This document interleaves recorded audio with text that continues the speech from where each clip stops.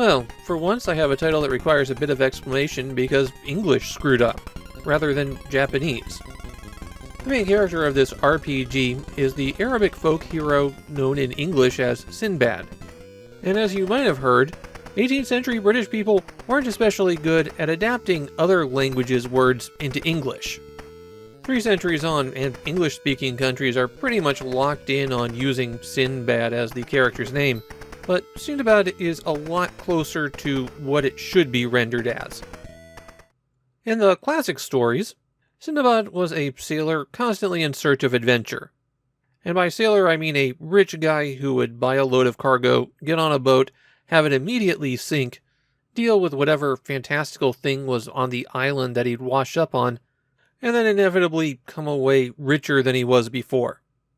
Honestly, if I was shipwrecked as often as he was, I'd stop getting on boats. The Sindibad in the game is a young man from Baghdad whose father mysteriously disappears, and so he leaves town with his friend Ali Baba in order to find him. While they're departing, Princess Scheherazade is abducted, and the first quest of the game is to rescue her.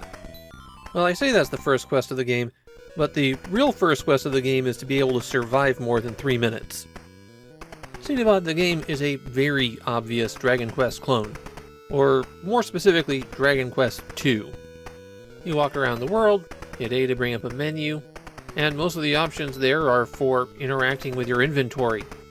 You start out with 200 gold coins, and absolutely no equipment. Alright, pop quiz. How should you outfit your party? You've got 2 characters with no equipment. The weapon shop offers 2 choices, a cheap 50 gold sword, and an expensive 200 gold spear.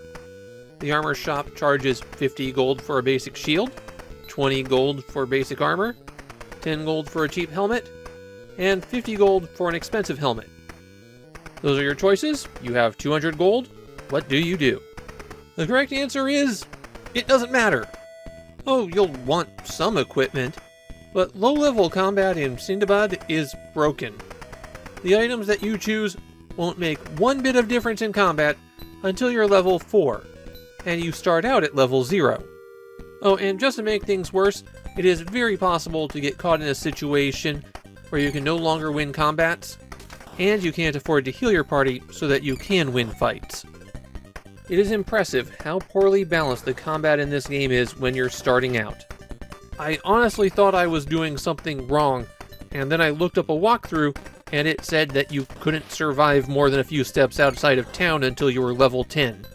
You reach level 10 at around 640 experience points total, and you get roughly 3 per battle.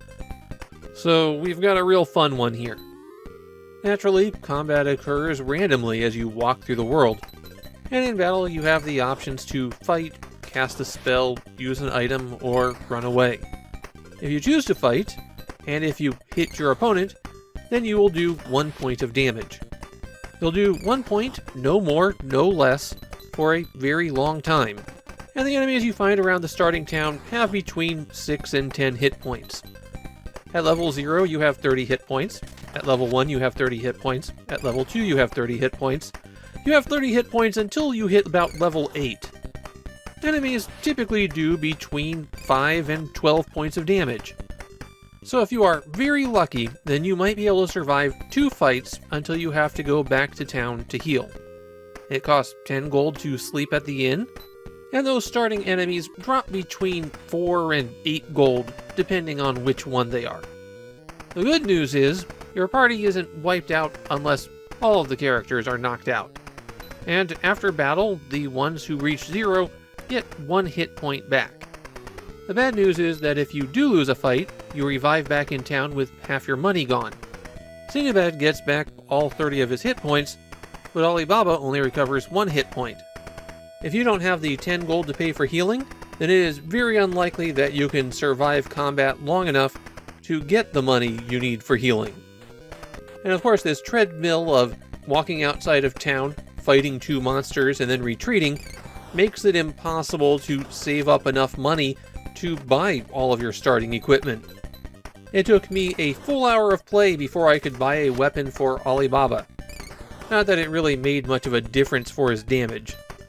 Okay, so what's happening here? Without decompiling the game, the impression that I have is if you hit an enemy, then they have a stat to reduce damage, and that damage never goes below 1. And I think that damage reduction stat is set way too high.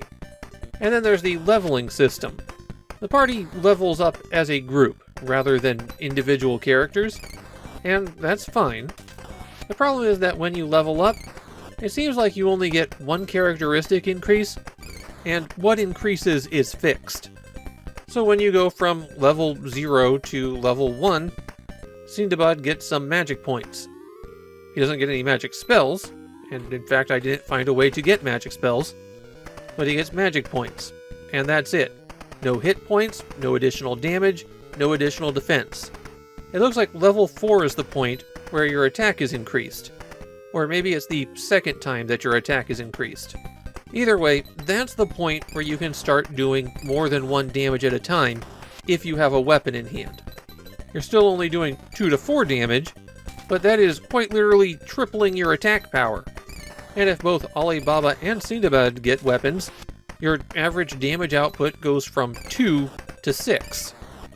In the levels I got, I encountered 2 magic point increases, at least 1 defense increase, and 1 attack increase, and then probably one of those attack or defense was repeated. Having reached a point where I actually could survive a few steps, I checked out a cave near town, and found that it was barricaded by someone who wouldn't let me in. Checking in the other direction, I eventually found a dock, but it was also the home of monsters who could kill me instantly. So it would be back to grinding at that point. That walkthrough that advised that I grind up to level 10 was not joking, and it was not being cautious. I'm guessing IGS did this because Sindibad would be a very short game otherwise. There's only 3 dungeons, and the world map is almost microscopically small. That one screen you keep seeing over and over again as I walk around outside of town? The world map is about 5 by 5 of those screens. While looking for players' comments on Sindibad, I think the most positive one that I found called it disappointing. There were a few RPG obsessives who liked the alternate setting, but most people just remember how insanely grindy the game is. And yeah, this one's a real stinker. With my limited recording time, I'm not able to get deep into RPGs, so ones with slow, grindy starts just can't get a fair shake. But this is an instance where I can tell that there are real problems with the game design. Sindibad is one of the least expensive hue cards that you can buy.